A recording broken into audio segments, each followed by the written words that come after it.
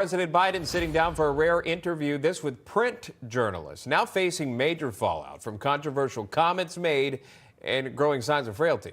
All this as the commander-in-chief meets with world leaders overseas. Newsmax Chief White House Correspondent James Rosen joins us now live from our Washington newsroom with the details. James, good morning.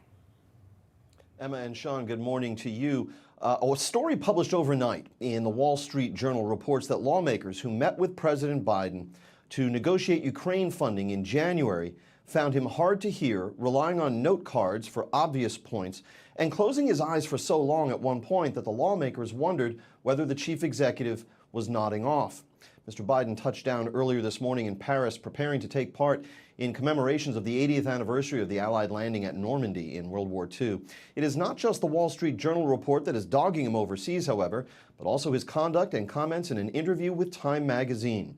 In the interview, conducted in the Oval Office May 28 and published yesterday, Time editor-in-chief Sam Jacobs and Washington bureau chief Massimo Calabresi probed the recurrent friction between the president and Israeli Prime Minister Benjamin Netanyahu, particularly in the latter stages of Israel's war with Hamas in Gaza. Some in Israel, the Time editors noted, have suggested that Netanyahu is prolonging the war for his own political self-preservation. Do you believe that? I'm not going to comment on that, the president said before commenting, there is every reason for people to draw that conclusion. Mr. Biden went on to say whether he, meaning Netanyahu, would change his position or not, it's hard to say, but it has not been helpful. Hours after Time published those comments online, President Biden, having made his announcement of new executive actions at the southwest border, faced a riot of shouted questions in the East Room, in the face of which he ultimately elected to take one question. Politics with the war. What was that? I asked her, is Prime Minister Netanyahu playing politics with the war? I don't think so. He's trying to work out a serious problem he has. Thank you.